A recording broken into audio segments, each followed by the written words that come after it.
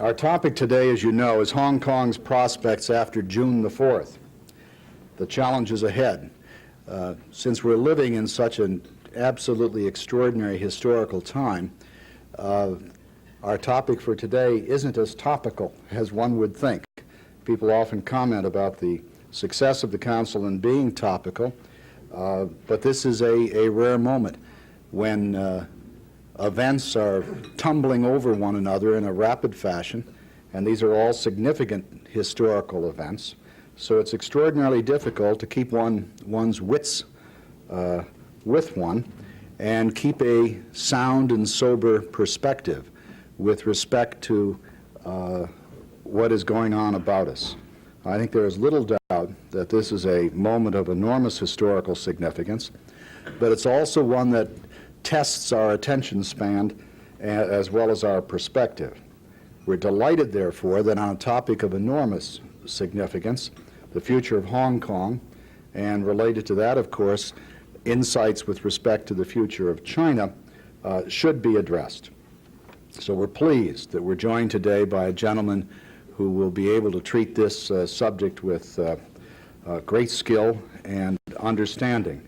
He, by the way, was the Assistant Information Officer of Hong Kong during the period of the negotiations between Hong Kong and the Chinese government, between the British government and the Chinese government over the future of Hong Kong. Mr. McGlynn was a journalist for a decade. His major responsibilities were with the Daily and Sunday Telegraph in Sydney. And for the past 15 years, he has worked for the Hong Kong government in a variety of interesting capacities. At the present time, he is director of the Hong Kong Economic and Trade Office in New York, which is responsible for trade and business for the 31 eastern states of the United States. As such, he is also the senior representative of Hong Kong in New York. We're delighted that he's been able to join us this afternoon. We look forward to his presentation. It's my great pleasure to introduce to you Mr. Kerry McGlynn. Mr. McGlynn.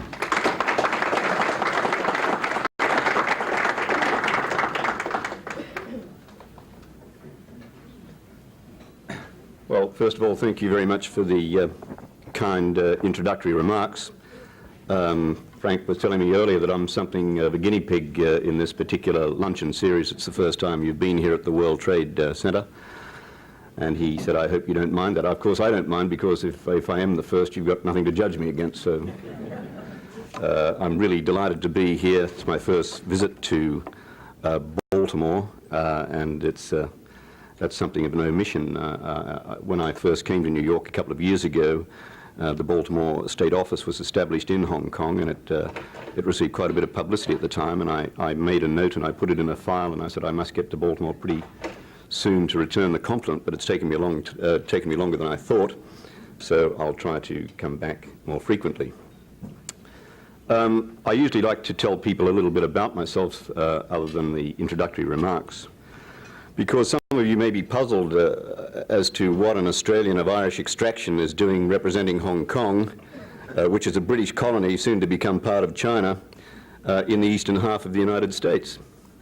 Well, it's really not as complicated as it sounds, because my predecessor was a Scotsman, my present boss and my deputy are both Chinese, my secretary is an Indian from Indonesia, the receptionist at our office comes from Manila, but our office manager, I'm happy to tell you, is an American. But just to show you that I'm absolutely without prejudice, my wife is English. So that tells you a little bit about Hong Kong, actually. It's a very cosmopolitan, international place. We're a bit like a mini United Nations, except that we don't run any budget deficits.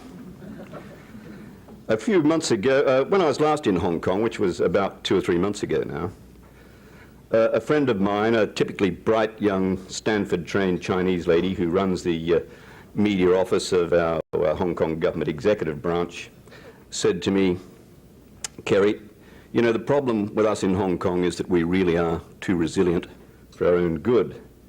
Here we are trying to show Beijing just how much damage they've caused, and take a look around you. Well, I looked around me and I saw what she meant. The stock market, which had nosedived 22% the day after the Beijing massacre, had battled, if not bounced back to buoyancy. Overnight lines of eager buyers formed when 2 middle-class apartment blocks went on sale to the public, and all of those apartments were sold out in 2 days. The largest prime site left in the last prime site left in the central business district sold for a very respectable price in July, and there were 6 competitive bids. And a whole slew of US, Japanese, and other local and international corporations took part in what was literally a procession of announcements of investments in Hong Kong. Most of them pitched at business strategies that expect Hong Kong to be just as full of steam in the next century as it is today. Now, the irony of my friend's remark was that all of this was happening so soon after the rumble of tanks in Tiananmen Square had delivered such a blow to the confidence of Hong Kong people in their future as part of China, once sovereignty reverts from Britain at midnight on the 30th of June 1997, now less than 8 short years away. Now, there's no doubt that Hong Kong still feels the effects of that blow and will continue to do so for some time to come yet. But at the same time, it should not lead anyone to the conclusion that Hong Kong's days are numbered or that we are a falling star. And I'd like to share some thoughts with you today, which I hope will demonstrate that Hong Kong's future prospects are indeed good, and that Hong Kong will continue to offer unparalleled opportunities for the international business community, and in particular the US business community, to take advantage of the major role we are destined to play in the century of the Pacific. I believe it's necessary in the current context to look at Hong Kong on 2 levels, the economic and the political. I shall start with the economic because that has always been, and in my view will always continue to be, the key to Hong Kong's astonishing success. Hong Kong's transformation within a generation from an exotic, even a little sleepy colonial trading post into one of the world's most important international centers of trade, commerce and manufacturing has been one of the economic miracles of our time. And it's been inevitable too if you study our history and our geography, and I'll come to that a bit later.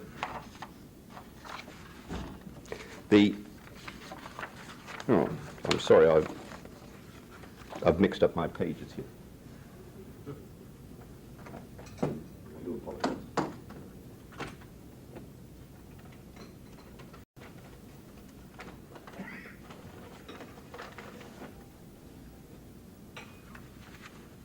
Always good to carry a spare.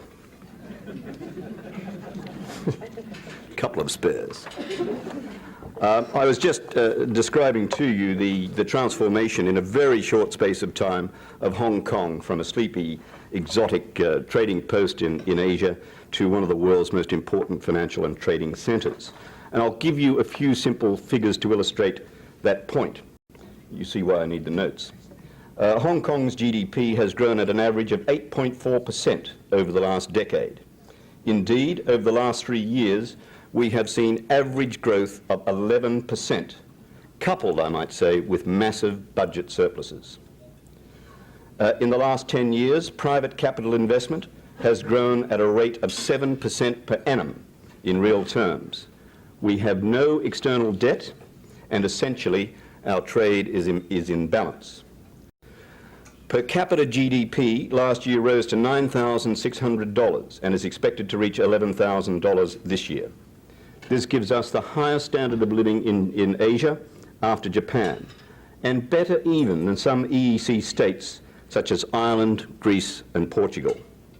According to IMF figures, Hong Kong is now the world's 10th largest trading economy. It would be the 6th if you took the EEC as a single market. All of this has been achieved in a place which has no natural resources but a magnificent harbour, which has to import everything from food and water to Rolls-Royce cars. We have the highest density of Rolls-Royce cars, by the way, on our roads in the world. And where the shortage of habitable land means that many of our 5.5 million residents live in some of the most densely populated urban areas on Earth. We have something like 13,850 people to the square mile in Hong Kong. You have 450 to the square mile here in the state of Maryland, and only 70 to the square mile in all of the US. But as anybody who's ever been there will tell you, Hong Kong is an absolutely electric place. The irrepressible energy of a people driving a rapidly growing economy grabs you the minute you get off the plane at Kai Tak Airport. We live and we breathe free trade. We have virtually no resources of our own other than our skills, so our penchant for doing business is really a matter of survival. As President Bush said recently, and I quote, "Hong Kong has long exemplified the free market philosophy and the power of free trade to create employment, prosperity, and development." Our business partners have most often been Americans. The US is the largest investor in our manufacturing sector and our largest export market. Total US investment is estimated at more than $6 billion. There are more Americans now living in Hong Kong than there are British. 900 American firms now operate in Hong Kong. They include a number of Maryland companies, such as the Marriott, which has just opened a magnificent new hotel on the Queensway, Pace Incorporated, which is doing very good business with its surface-mounted technology, and Marina Ventures Limited, which is a local joint venture with a local company, which is developing a luxury marina, recreating a little bit of Chesapeake Bay at one of our golf and country clubs on the east coast of the new territories, not all that far from China. Now, the American appetite for opportunities in Hong Kong has hardly diminished since June 4. US West, the Colorado-based Baby Bell, is a 25% shareholder with Belgian and local interests in an international consortium that is investing up to $1 billion over the next 10 to 15 years in the world's largest cable television network that will also be a second telecommunications network in Hong Kong. Citicorp is arranging the $700 million loan to build 2 new office towers on the site in Central that I mentioned earlier. The bank has taken a 10% stake in this project, so one of the 2 twin towers, will actually bear Citicorp's name. McDonnell Douglas has moved down from Shanghai, its regional headquarters down from Shanghai to Hong Kong, and Hayes Microcomputer Products, another well-known American firm, has moved its regional headquarters up from Singapore to Hong Kong.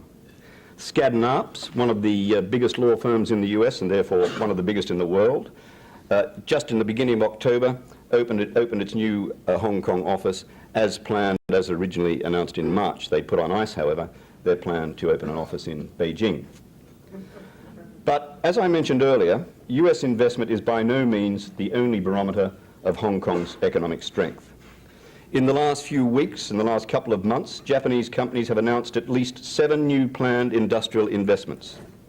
ICI, the world's largest paint firm, has launched a $20 million joint venture with a local firm to manufacture and market paints in Hong Kong and China. 2 major Japanese department stores announced expansion plans recently. One will be opening 2 new stores in Hong Kong. The other has taken a 40% stake in Wing-On, which is one of Hong Kong, in fact, one of China's oldest department store chains. Yao Han, one of Japan's biggest department store groups, which has 22 stores overseas, including a number in this country, announced last week that it's moving its headquarters out of Japan altogether and setting it up in Hong Kong. The Japanese Foreign Minister, Mr. Taro Nakajima, paid an official visit to Hong Kong earlier this month, specifically to land in and stay in Hong Kong for 1 day to see our governor and key business players. And he issued a statement saying that his visit was very significant as a reaffirmation of Japan's confidence in Hong Kong's future.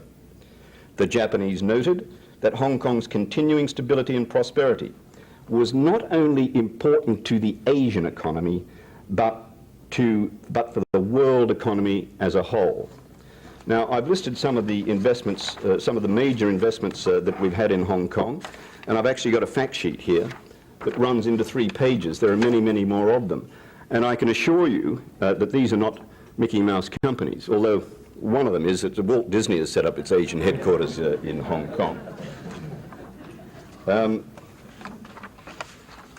Now, as for the Hong Kong government itself, which I represent, we are also building for the future, and in a very big way. Last month, the governor of Hong Kong announced our decision to build a new international airport in Hong Kong. Now, those of you familiar with the existing airport at Kai Tak may be disappointed. In less than 8 years' time, you will no longer be able to enjoy the excitement of that low swoop over the rooftops of Kowloon and the clotheslines that you can almost reach out and touch, and the sharp right-hand turn down to the tarmac, that famous tarmac number 31. I don't know why it's called 31, it's the only one we've got. Instead, you will land on one of the 2 runways at the new airport being built on what is mostly now sea, just to the north of Lantau Island, which is to the west of Hong Kong. You will be whisked by rapid transit along the back of the island through a chain of bridges and tunnels into the heart of the city. It'll take you no longer than 25 minutes. Now, this is a key project for Hong Kong. We have taken great care about the decision. The project is huge, very expensive, and we need to get it right, because the decision is not just about the airport. It's about the expansion of the whole port of Hong Kong, both sea and air, for both freight and passengers. We already have the busiest container port in the world, busier even than New York and Rotterdam. We have the biggest, the single largest air cargo terminal already in existence. Our airport anyway is the second busiest in Asia overall after Narita in Japan. The decision on the airport, in fact, triggers all the plans for the port. In crude terms, we are looking to double our capacity by the end of this century. A massive breakwater between 2 of our islands will double the sheltered harbour area existing now. We've pinpointed new sites for new container terminals, multi-purpose berths, cargo handling areas, and all the backup facilities needed for this massive expansion. On top of this come the roads and railways, the bridges and tunnels, and everything else required to link the new port and the new airport to the existing areas of Kowloon and Hong Kong Island. A great deal of reclamation will be needed. A third tunnel will have to be built under the harbour. We opened our second cross-harbour tunnel only a month ago, and of course, in typical can-do Hong Kong style, that was opened 4 months ahead of schedule. Now, taken together, the projects that I've just mentioned to you, the port and the airport, there is over $16 billion worth of construction and financing projects waiting for bidders. True to our open economic philosophy, the world will be welcome to compete to build them and to compete on equal terms. We believe in free trade, we practice it. We believe in level playing fields, we play on them. I should tell you also that at the end of that major development that's going to take 10 to 12 years, all of the area around the existing airport, the Kowloon City area, which is restricted in height at the moment because of the airport requirements, will be freed along with the airport site, at the old airport site itself, for a development. My guess is that that will start up a whole cycle of real estate development in Hong Kong, a new boom of real estate development that could last anywhere between 5 and 10 years. So when we get the new government in 1997, we will leave it with a brand new airport, a brand new port, and 10 years worth of tremendous development around Kowloon City. It's a very good start for the new Hong Kong. I should have to point out here, though, that continuing economic growth is vital also to Hong Kong's political well-being. Hong Kong's interface with China has always been economic, and it's always been with southern China. So let's step back for a moment to see what that means. Picture China with its landmass greater than that of the United States. Its eastern seaboard, bounded by the Yellow Sea, the East China Sea and the South China Sea, has always been the main area for China's economic activity. But while there are many ports along that coastline, Most are less than ideal in terms of the depth of water, the silt, and I refer there particularly to Shanghai, and all of the other things that burden the life of the navigator. Now, still stepping back, take a look at Hong Kong with its natural deep-water harbour. Talking about harbours and ports is a subject, of course, that everybody here will understand. Hong Kong's harbour is sheltered from the worst of weather. Hong Kong, placed as it is at the mouth of the Pearl River, is a natural trading centre. Indeed, the Pearl River has been an important international trading route now for 1,500 years. All that's changed in the last 100 years or so is that the focus of the economic activity there has shifted from the shallow port of Whampoa near Canton to the deep-water harbour of Hong Kong. There is no escape from that geography. It is there. Now, for the first few years after Hong Kong was established, it played the classic entrepot role in relation to the China trade. This easy and natural relationship with the mainland was interrupted by the Second World War, and later by the Korean War and the United Nations embargo with trade on China, or trade with China. In the 25 years that followed, refugee capital and labor from China, combined with Hong Kong's trading skills and its free economic climate, transformed the entrepot into a light manufacturing economy. Everybody is familiar with the products of Hong Kong. Financial services grew on the back of this, and then came the Shanghai Communique after President Nixon's visit, and the reopening of China to the West. And with it, the sudden opportunity for Hong Kong to readjust rapidly to its natural and traditional middleman relationship with the mainland.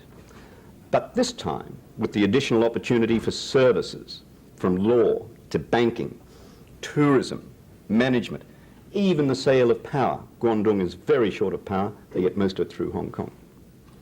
Now, I'm sorry I've taken up your time with this little piece of geographical and historical background, but I've done it to stress 3 points.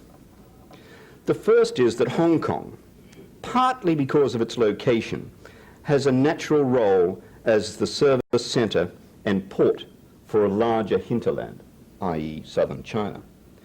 Secondly, that the accidents of history have forced Hong Kong to develop a far more diverse economy than might otherwise have been the case. Thirdly, that the only predictable thing about Hong Kong is its ability to adapt and to survive even the harshest of traumas. The development of Hong Kong over the years in the context of both its history and geography have also shaped the character of the population. Those of you who have been there, those of you who do business there, know that there is a nimbleness, an adaptability, a resilience that has enabled people in Hong Kong to prosper. And it's these qualities and the changes to our economy over the last decade or so that hold the key to Hong Kong's future. Remember that southern China, and Guangdong province in particular, has historically spun the wheel of commerce in China. It has also been the place where outsiders have lived and traded, and for the last century and a half, Hong Kong has been at the centre of that process. At no time has this been demonstrated more vividly than the last decade since China introduced its open door policy to the West. The economic development of southern China, and especially the Pearl River Delta region of Guangdong province and the coastal economic zones, has provided the engine of growth for China's economy since 1978, a period in which we should remember that the Chinese economy has grown on average of just under 10% a year. Now, Hong Kong's role in all of that has been most significant. Of the $12 billion worth of foreign investment that has gone into China over that period, $8.5 billion, or 70%, came from or through Hong Kong. And most of that has gone into the Pearl River Delta region. Indeed, Hong Kong companies, now operating out of southern China, employ an estimated 2 million people, more than double the number of people we have working in the manufacturing sector on our side of the border. During the same period, there has been a tremendous explosion of trade between the two places. Hong Kong and China are now each other's largest trading partner. China has become the largest overall investor in Hong Kong. And the Chinese government has said repeatedly since June that whatever the political situation may be in China, the open door policy will remain intact. If that is the case, then Hong Kong will be required to hold that door open. With our sophisticated financial services, communications, and contacts with the international business community, Hong Kong has become the service and marketing centre for southern China and remains China's window on the world. Now, the spectacular re-emergence of the China trade and Hong Kong's critical role in it has tended to obscure the fact that at the same time our own economy has been growing and diversifying in many other ways.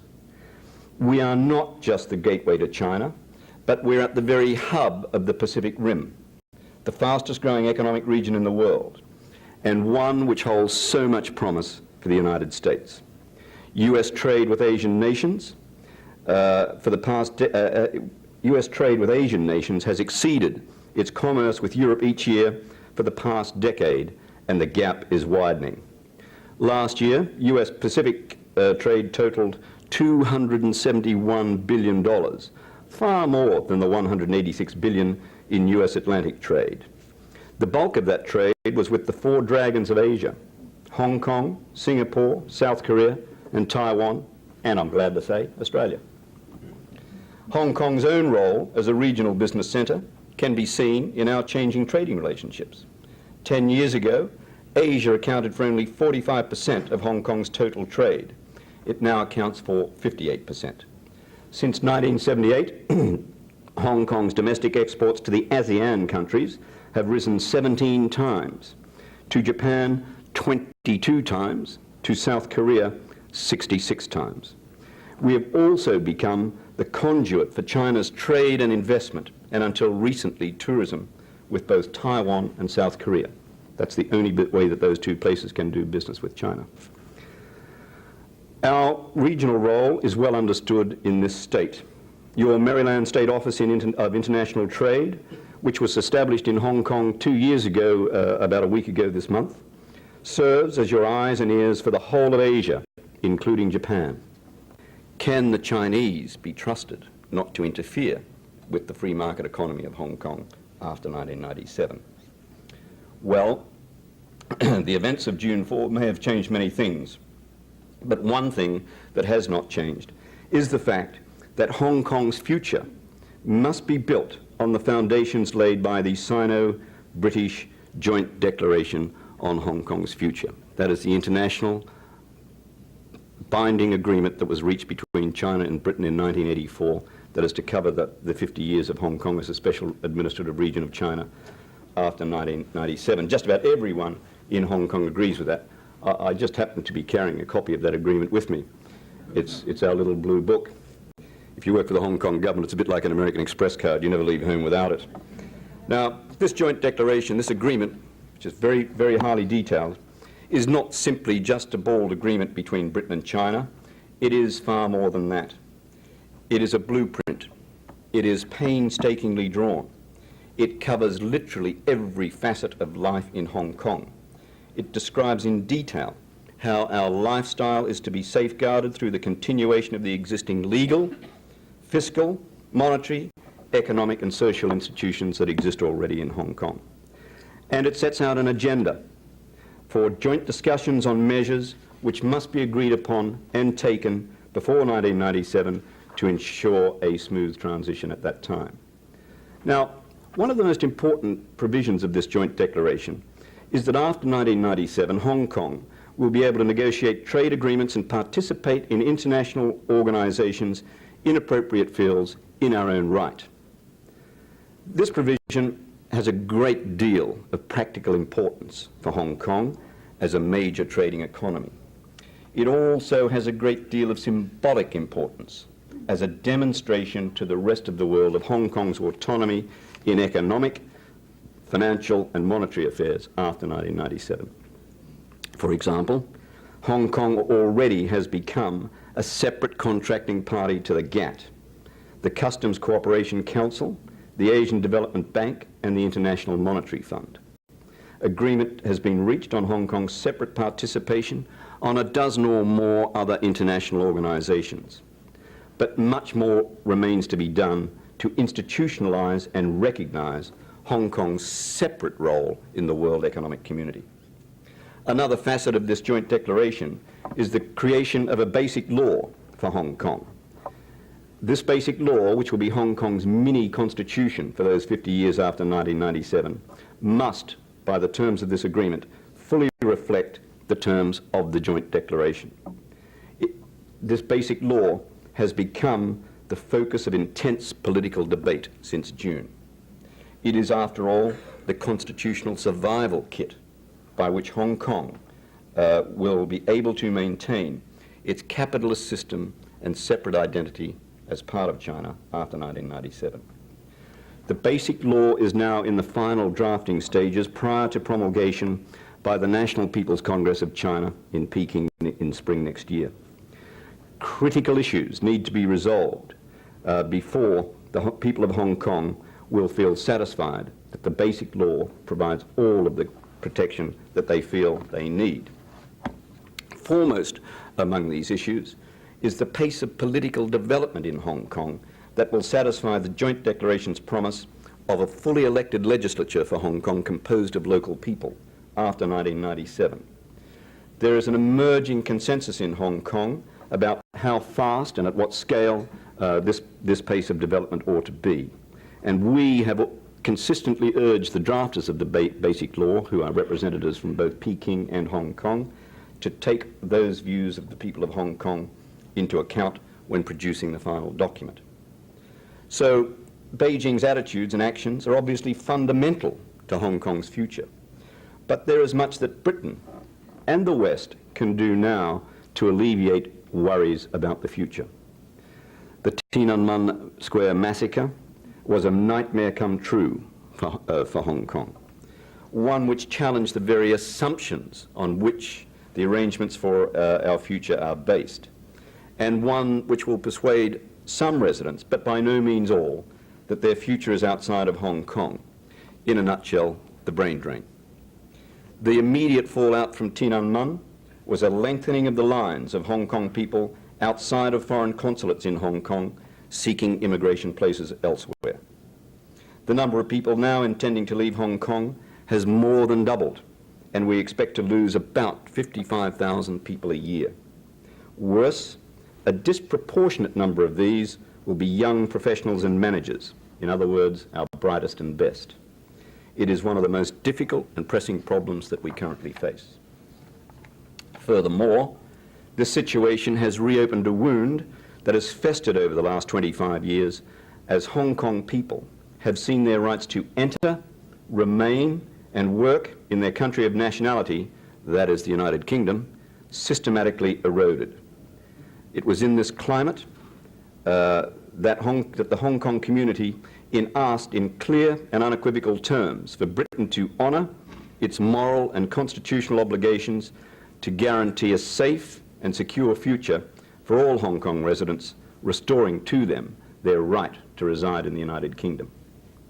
But the response from the British government has been equally unequivocal, a flat no. Instead, the British government is drawing up a package which will give at least a limited number of Hong Kong people access to Britain.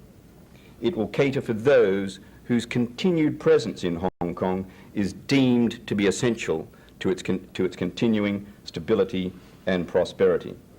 Now, we must wait and see precisely what is contained in this package. But whatever it does, it must provide some reassurance. It must be generous enough to provide some reassurance that will further motivate and energize all of those in both the public and private sectors in Hong Kong who want to commit themselves to the place's future. The goal is not to have people leave Hong Kong. It is just the opposite. It is to have them stay. But to achieve that goal, the British government, and perhaps other governments as well, will need to take action that will provide reassurances and reinforce the commitment of Hong Kong people to their own future. Now, Americans can and do play a role in helping us build a confident, successful future for Hong Kong. Ever since June, people have been saying to me, Kerry, what can Americans, what can America do for Hong Kong? Well, we ask you specifically that Americans continue to do what you have been doing for the last 150 years in Hong Kong. Look to us as your business partners in Asia. You have commercial, cultural, and family ties dating back to 1842, when the US became the first foreign government to establish a consulate in the brand new British colony of Hong Kong. The first consul general, by the way, was a man named Bush. We don't know whether there's any relation to the current president. The businessmen and women of Maryland have long recognized the value of doing business with and through Hong Kong. Last year, Hong Kong bought something like $35 million worth of Maryland goods and products, from transportation equipment to electrical and electronic products, to computers, to chemicals and food products. Maryland eggs are very common in Hong Kong. We'd like to see you come and do more business with us. And let me assure you that you'll feel very much at home in Hong Kong, because we have many other things apart from a pair of wonderful ports in common. Not excluding, I might tell you, an unbridled passion for horse racing. Frequent visitors to Hong Kong will know that the average Hong Kong person likes a bit of a bet. And we certainly have two nice racetracks, our own Pimlico's and Laurel's in Hong Kong. And you may be interested to know that our avid racegoers last season bet, and wait for this, $4.5 billion. And that was an average of $75 million a meeting. I think the Preakness, there was something like $5.7 million bet on that. So we have a lot of high rollers in Hong Kong. And so when you hear stories about capital flight from the place, you can be pretty sure that it's a safe bet that it'll be on the back of a racehorse. But more importantly, from your point of view, Hong Kong is, and always has been, a lucrative market for Americans since the days when, and I hate to have to mention the damn Yankees, but the days when the Yankee clippers plied their trade in the South China Sea out of Boston Harbor. The business is still there. In 1988, US exports to Hong Kong were worth $5.3 billion, and that was an increase of 28% over the previous year, and the continuation of a trend in the growth of American exports has been evident now for some years. According to the US Commerce Department, Hong Kong will this year import between $6.5 and $7 billion worth of American goods and products. In 1988, Hong Kong people bought about $1,000 worth of US products per capita. That's 4 times more than the EEC countries and 3 times more than the Japanese. So we do like things American. And you can see then that despite the recent events in China, Hong Kong continues to thrive and prosper. But it also has very natural worries and concerns about its futures. Worries and concerns that need to be addressed not just by the people of Hong Kong, who frankly are getting on with it absolutely magnificently, but by Britain and China as the co-signatories of the document that has cemented Hong Kong's destiny. The rest of the international community, and especially the United States, also has a vital role to play in recognizing and supporting Hong Kong as a leading member of the global economic club, which serves the rest of the world not only just as a gateway to China, but its link to the whole of the Asia-Pacific region. Now, if I can paraphrase slightly those great British philosophers, Lennon and McCartney, I'd like to tell you that it's quite obvious that I am confident that Hong Kong will get by. But we need a little bit of help from our friends, especially our American friends. Yeah. The question is, how competitive is Hong Kong with Japanese products? Well, we're pretty competitive when you're comparing apples and apples, but of course the Japanese manufacturing giant, makes us look even smaller than we are. And as I say, we're a light manufacturing centre, so they have long ago moved out of the sort of areas that we specialise in, such as textiles and garments and lower-end technology, electronics, and things like toys. We are the world's largest exporter of toys and finished watches and garments.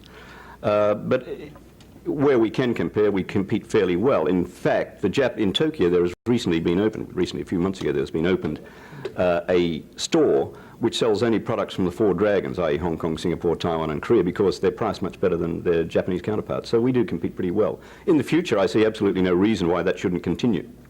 The question is, would you speculate as to what the Hong Kong economy will look like 15 years from now, what products you might be emphasizing, and how are you going to move from now to then?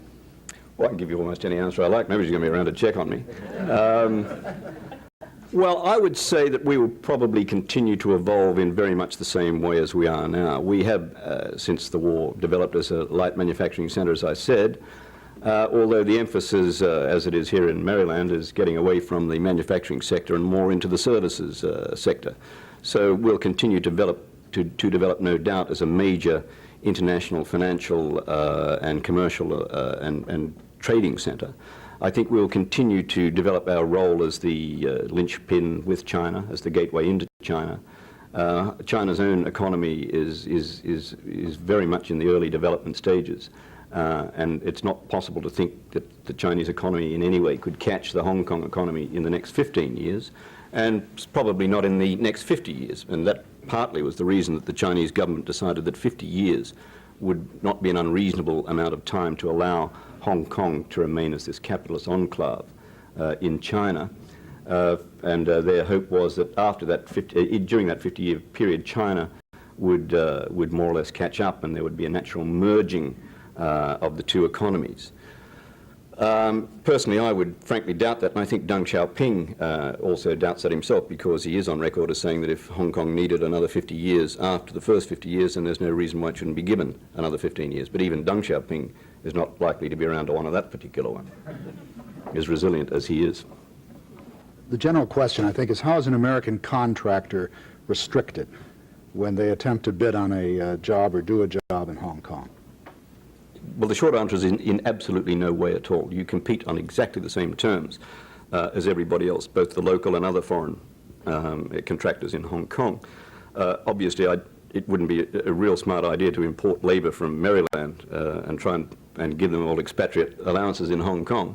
But it's not for me either to tell you how to do your business, but the general way of doing it would probably be in a partnership with a local firm. In fact, I've had contact with a couple of Hong Kong construction companies, and some pretty formidable ones too, have written to me in New York to say that they themselves are looking for US partners to go into the airport and port project with them. There'll be ample opportunity. I understand from the Commerce Department that something like 29 to 30 US companies have already expressed an interest in one way, shape or form in taking part in the port-airport development project. I should add that that airport-port, if I didn't mention it before, is going to be, we estimate, 40 to 60% developed and financed by the private sector, locally and international businesses. In Hong Kong, all our public utilities are privately run, so therefore the tunnels that I was been referring to, they've got two now and a third one we'll have to build, are all developed, owned and operated by private companies on a commercial basis, and incredibly profitable they've been too.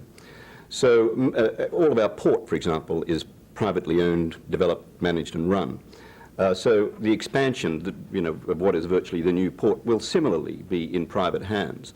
Much of the areas of the airport that can be better run by the private sector than the public sector will be sold off, or even at the development stage, to private developers to be run along commercial lines.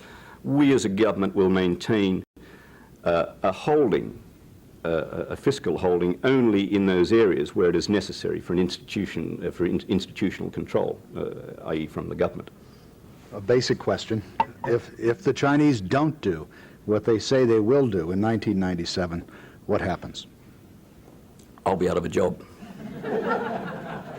But apart from that catastrophic scenario, if they were not to do that, then of course they will have, in the eyes of the world, torn up this agreement that they so carefully and scrupulously and pretty toughly negotiated with the Brits over 2 years and throw it in the face of the Hong Kong people and the rest of the world.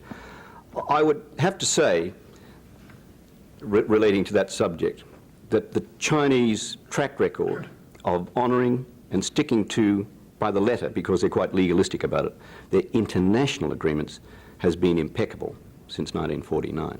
Now, while ever there's been turmoil inside China, and of course we all know there's been tremendous political turmoil inside China for a long, long time now, not excluding the last 40-odd years, the Chinese government has stuck religiously to its international obligations, including 3 treaties which govern Hong Kong, which they've never recognised. They've never recognised any of those treaties over which Britain has control of Hong Kong as being in any way valid, and have registered that position with the United Nations back in 1972. But even during the time of the Cultural Revolution, which was a time of terrible trauma in China, and frankly much, much worse than the recent events in June, they never at any stage, even during that period when the country appeared to be in total anarchy, they never even during that period attempted to interfere in Hong Kong. Au contraire, the Red Guard movement did in fact spill over into Hong Kong, and we had riots and disturbances and all kinds of things, and when it became plain to the Beijing authorities what was happening, they pulled those people out. Likewise, in 1974, when the young officers had their revolution in Portugal, in a very idealistic group they were too, they went around dismantling what was left of the Portuguese colonial empire in Africa and the Pacific and other places, and they went to the Chinese and said, you better take back Macau. Well, the Chinese were almost fainted, because that is not the way they had planned the position for Hong Kong and Macau, which incidentally goes back to China under almost the identical mirror image agreement with Portugal in 1999.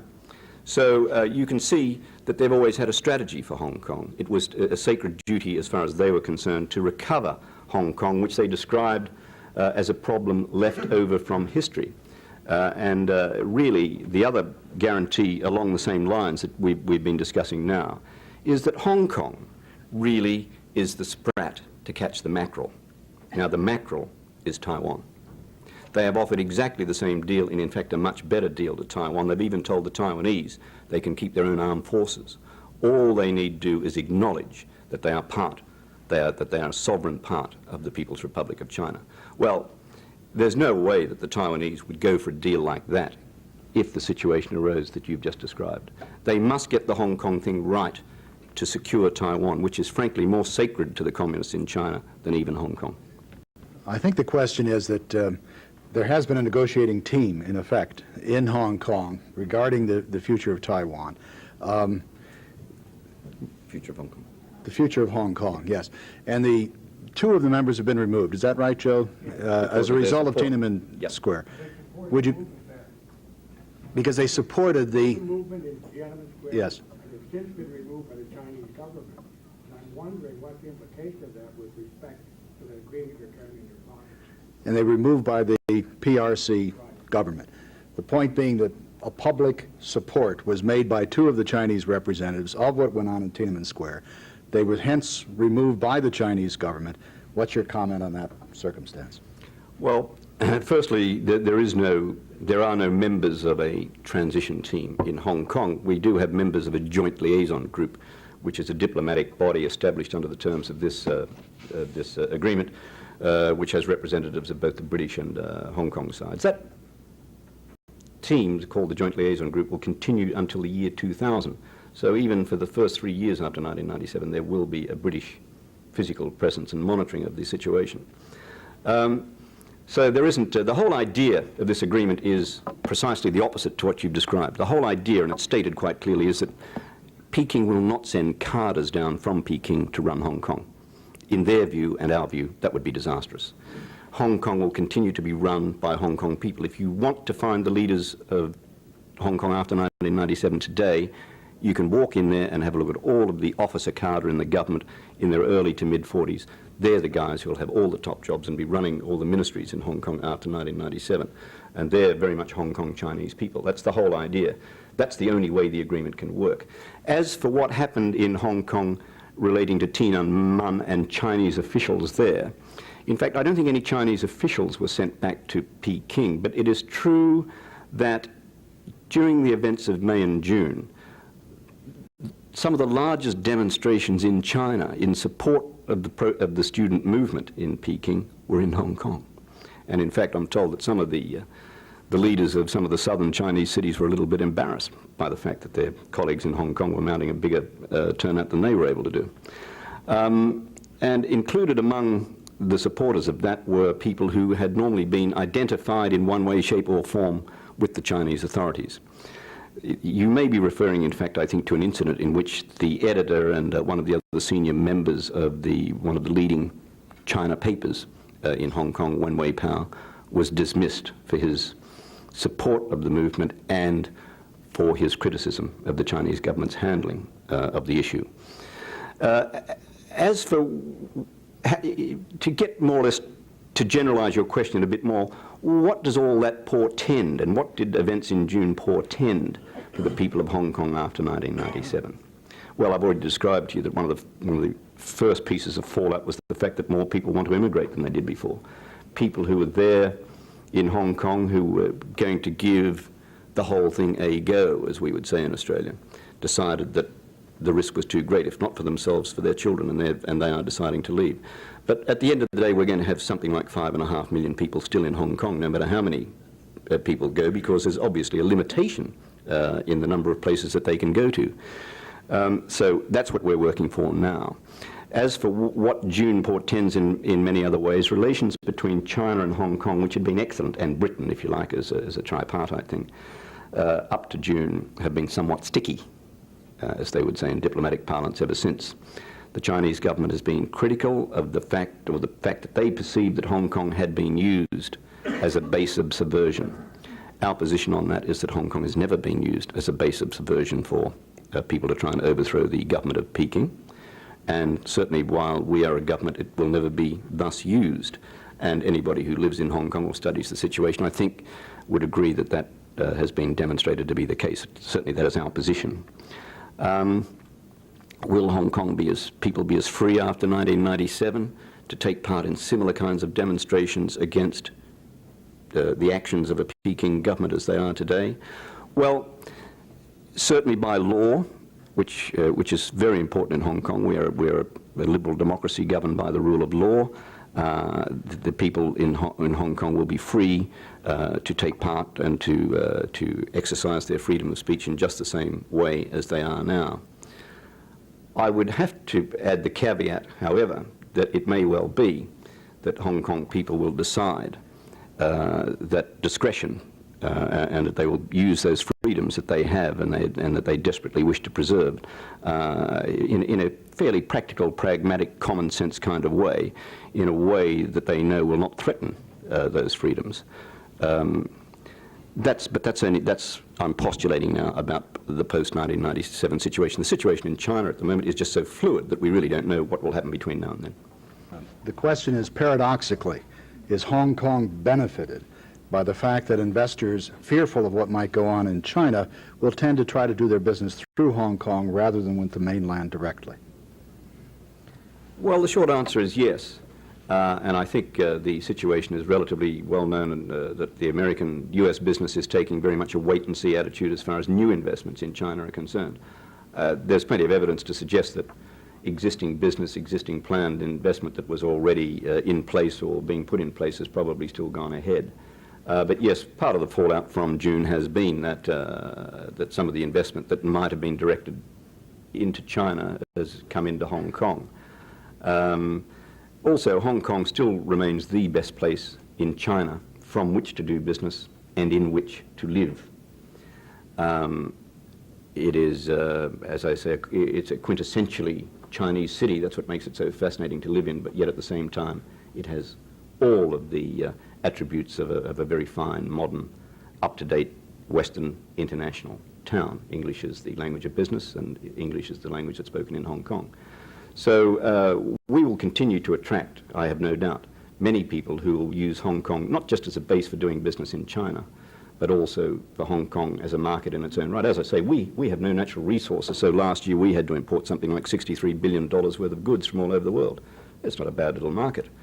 So Hong Kong is also, as your state office can testify, is a great place to have a regional headquarters.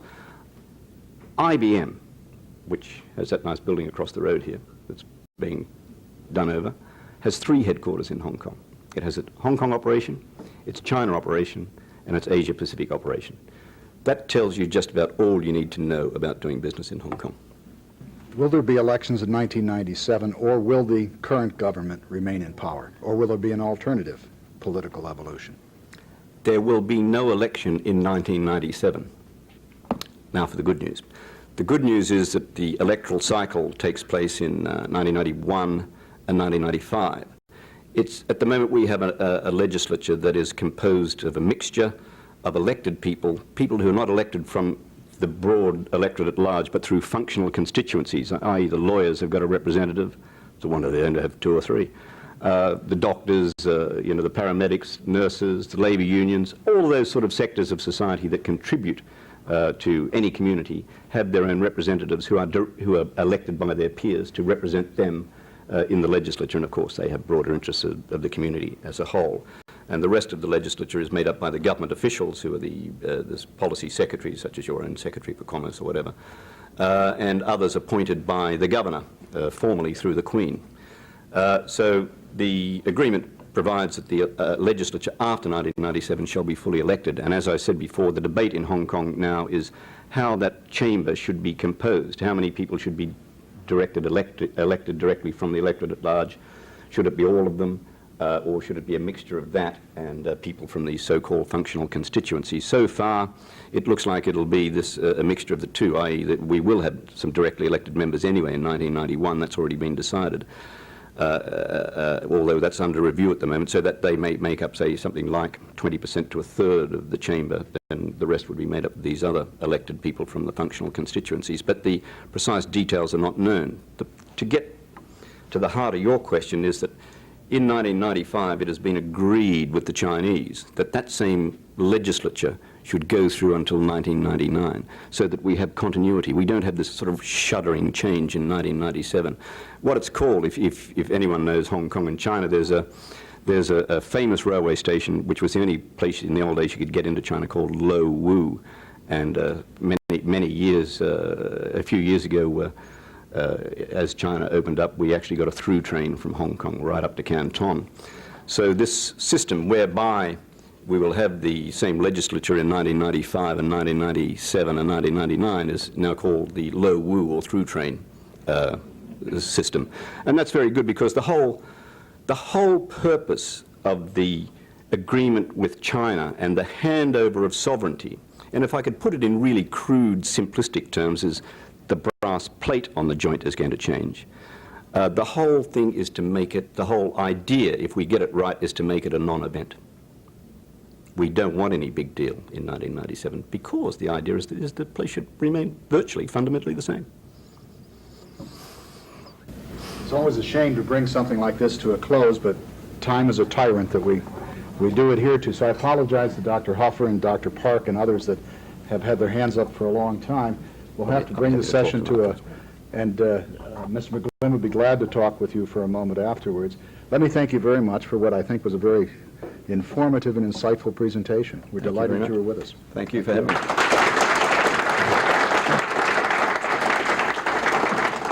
Sorry about losing the 4 pages from the speech. It would have been a lot shorter.